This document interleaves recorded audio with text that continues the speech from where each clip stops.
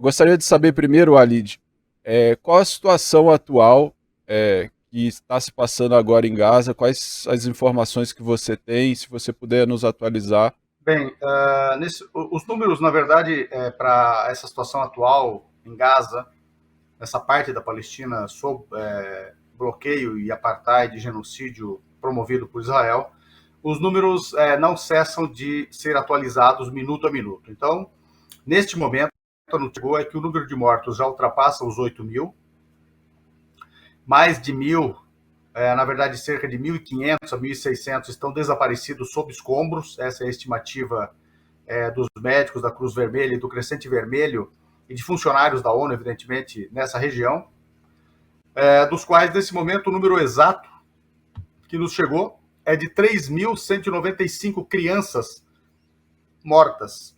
Perto de 1.000 das quase 1.500, 1.600 pessoas desaparecidas são crianças, perto de 950. Então, nós teríamos agora superado já o número de 4.000 crianças mortas, já que a expectativa de que alguma delas seja resgatada dos escombros com vida é mínima.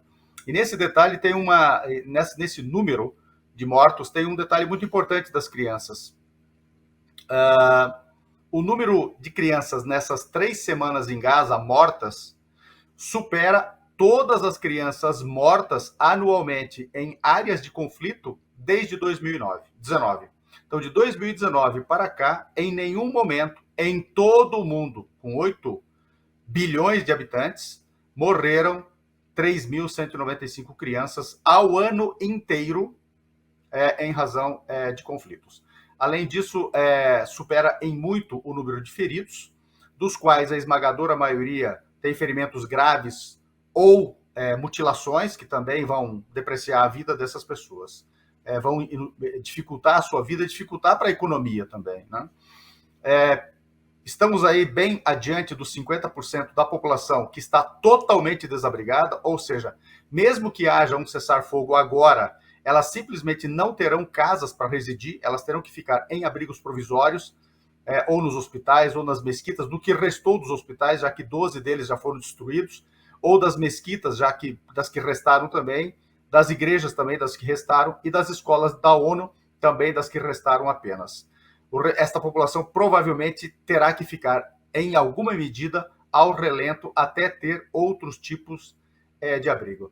Um detalhe muito importante é que também, desse total de mortes, mais de 2.000 são mulheres.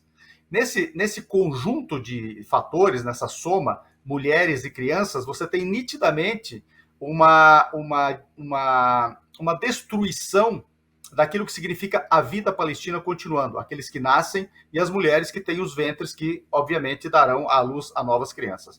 Considerando ainda que nós temos perto de 50.000 mulheres grávidas para os próximos 9 meses darem à luz e provavelmente terão dificuldades de estruturas hospitalares e outras unidades de saúde básica para terem um acompanhamento até o parto adequado, bem como o parto adequado, considerando que nós temos perto de 3.000 para as próximas semanas para darem à luz e que seguramente não terão condições mínimas e que nós temos perto de 400 crianças em situação de permanência hospitalar porque nasceram ou prematuramente ou com problemas de saúde, você tem claramente um processo geral de genocídio programado para que essa população provavelmente tenha dificuldades de se manter ou manter o seu ciclo de vida reprodutivo normal. Essa é uma situação absolutamente dramática e nós estamos muito preocupados com ela, e são as situações gerais, além do bloqueio, além da destruição da infraestrutura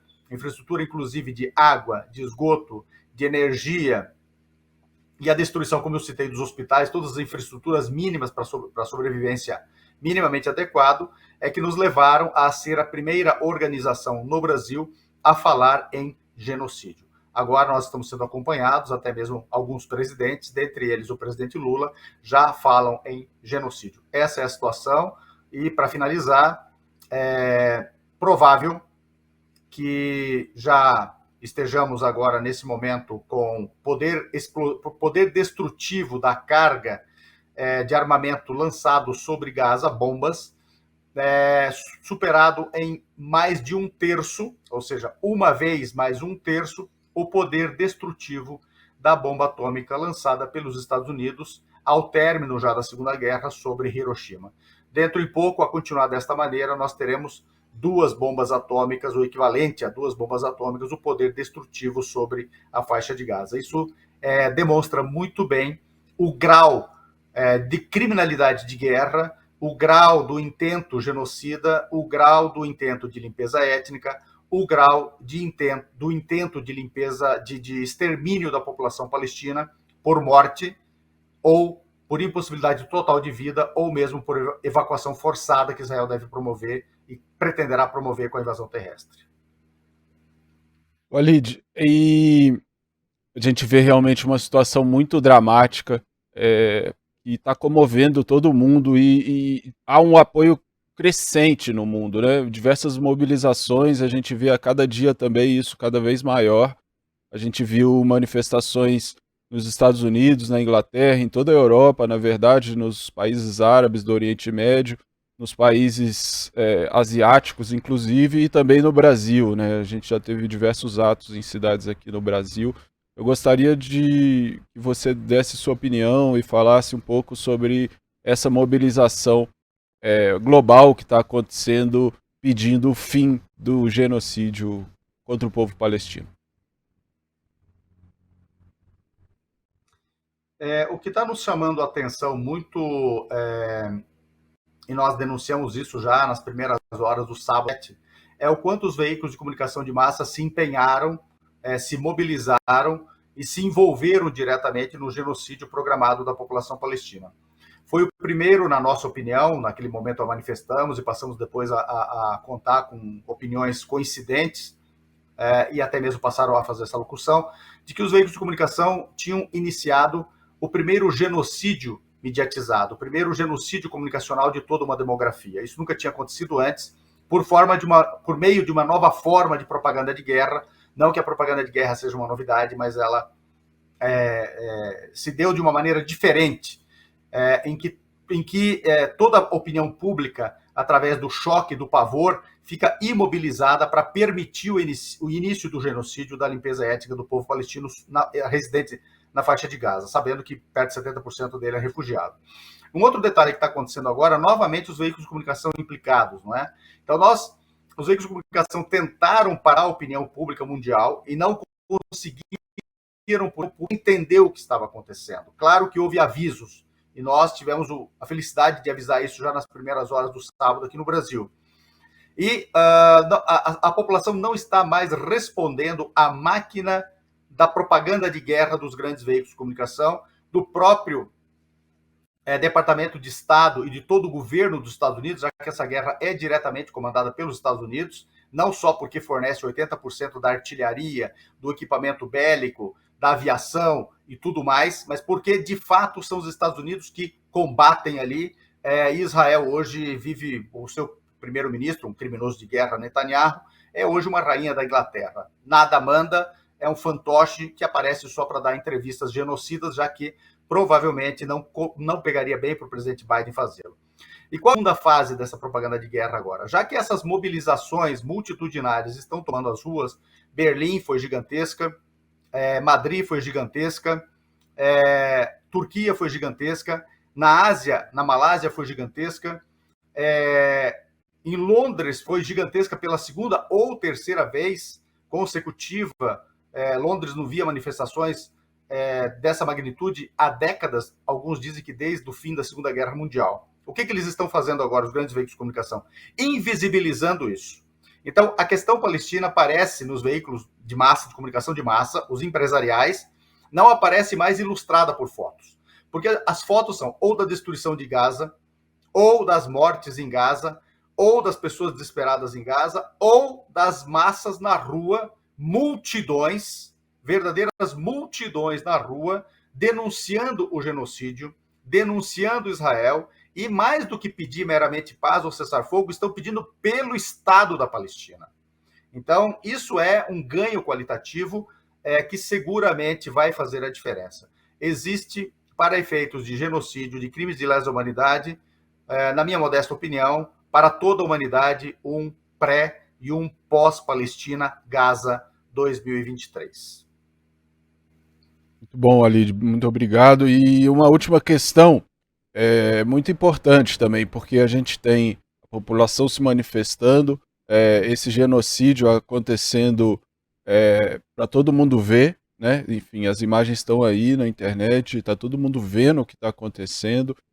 Cada vez mais pessoas estão conhecendo essa história, né? É uma história que era muito difícil, mas parece que as pessoas a partir dessa trágica situação, tomaram consciência do que é de fato esse conflito. E a ONU aprovou recentemente um pedido para o cessar-fogo com ampla maioria, né? Eu queria que você desse a sua visão também no âmbito do direito internacional, como que você vê essa mobilização internacional política, né, dos chefes de Estado se manifestando agora de forma contundente para cessar o, o- esse ataque de Israel. Uma coisa fundamental é que o Israel não reconhece, não aplica, não respeita uma só resolução da ONU aplicável à Palestina. Nem mesmo a 181, a de 29 de novembro de 1947, que é a da partilha, a recomendação da partilha da Palestina, e que os sionistas dizem comicamente que é da sua criação, na verdade não. A resolução previa 2 anos de administração pela ONU a partir de 14 de maio, a partir de 15 de maio de 1948, e só depois é que poderiam existir os dois estados, e ainda assim sob várias condições. E essa resolução dava apenas, era injusta, evidentemente, mas dava para Israel, o futuro Estado, eventualmente judeu, sobre as terras palestinas, 56,5% do território. Depois tem a resolução 94, que é do retorno dos refugiados. E depois tem, entre diversos relatórios da ONU, diversas decisões de suas comissões, que são várias, portanto, o grande sistema ONU, mas as da Assembleia Geral, como essa, das Nações Unidas, bem como do Conselho de Segurança, estamos falando de mais de 1.000 decisões da ONU que não são respeitadas uma só delas por Israel. Sem contar a Convenção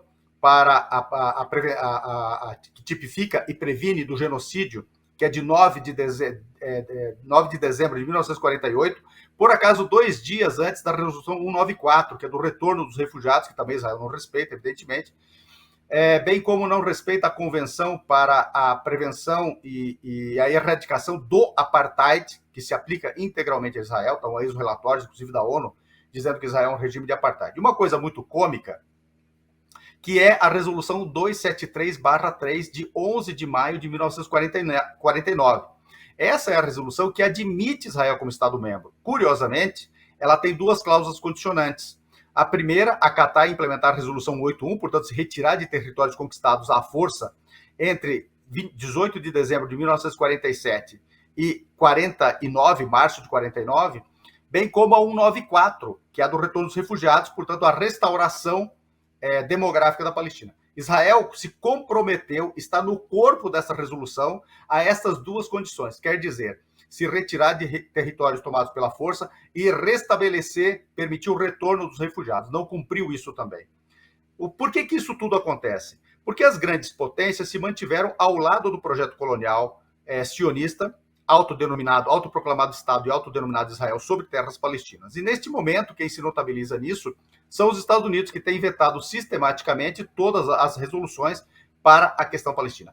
E neste momento, os Estados Unidos estão vetando no Conselho de Segurança e votando contra, na Assembleia Geral, uma resolução de cessar fogo e de abrir corredores humanitários. Veja, portanto, o quanto os Estados Unidos estão implicados numa espécie de solução final para a Palestina. A resolução não diz nada além de cessar fogo e abrir corredores humanitários para depois se restabelecer o restante da situação. E veja pela imagem que vocês publicaram agora há pouco, do placar da votação, que os que votaram contra são 12 ou 13 estados, dentre eles Israel e Estados Unidos, e outros estados microscópicos. Quando você pega a população mundial implicada nesses votos contra, dá 5% da população mundial.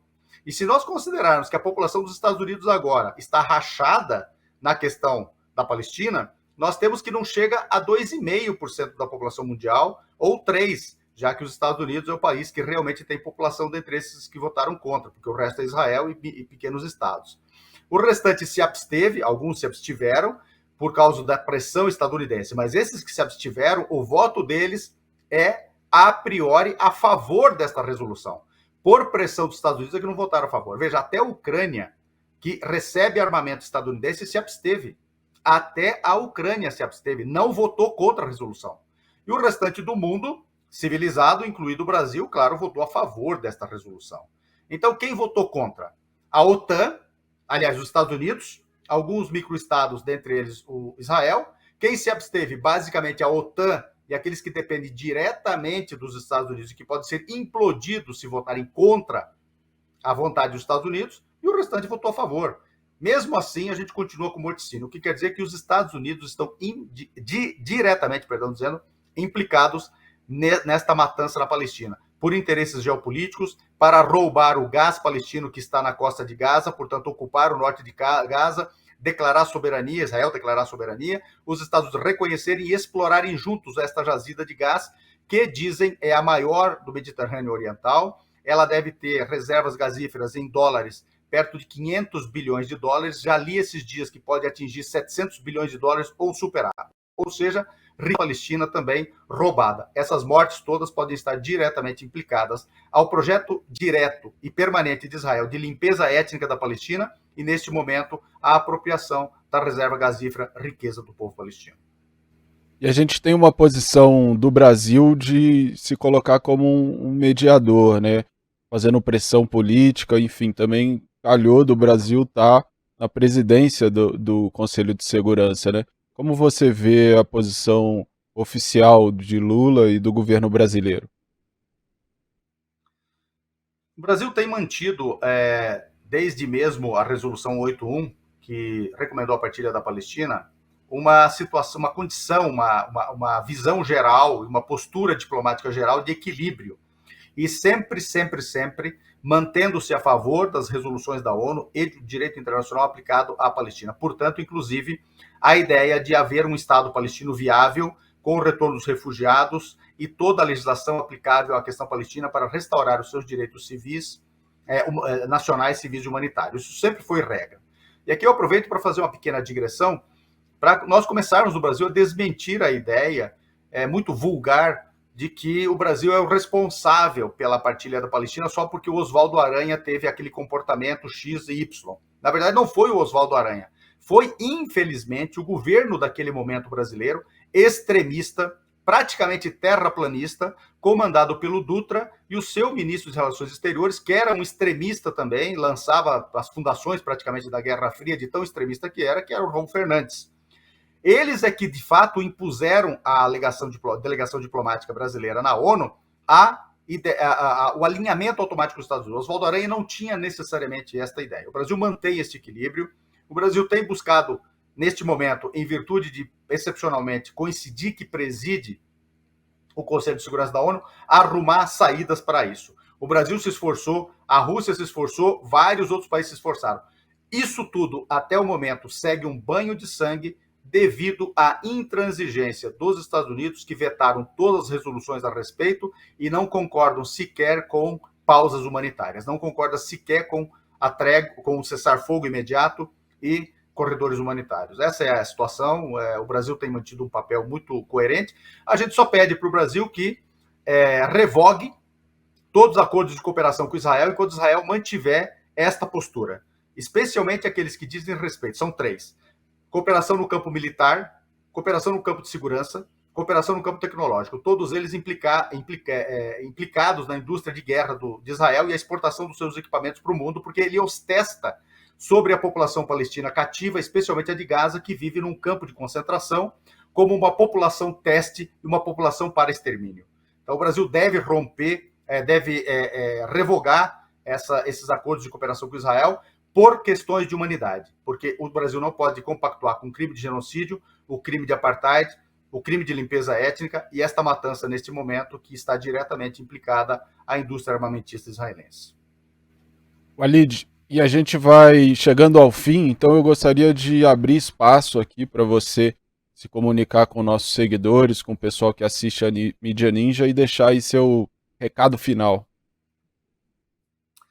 Bom, primeiro de tudo, agradecer muito o Mídia Ninja, não só por essa oportunidade desse momento, mas pela informação honesta que tem proporcionado ao povo brasileiro e até mesmo além, desde que surge no cenário comunicacional brasileiro, democratizando ele e tornando ele um instrumento de verdade, factual e de equilíbrio na apresentação da notícia. Esse é o primeiro aspecto. O segundo, nós gostaríamos, a FEPAL pede que todas as pessoas mantenham mobilização, criem comitês e nos informem desses comitês, para que nós, mesmo que este momento de morticínio seja superado, mantenhamos uma grande luta nacional para que o apartheid na Palestina acabe, para que a ocupação na Palestina acabe, para que o regime geral de limpeza étnica na Palestina, para assentar em seu lugar uma população estrangeira, acabe, e que um Estado palestino surja dentro do consenso palestino, dentro do consenso da comunidade internacional, dentro das possibilidades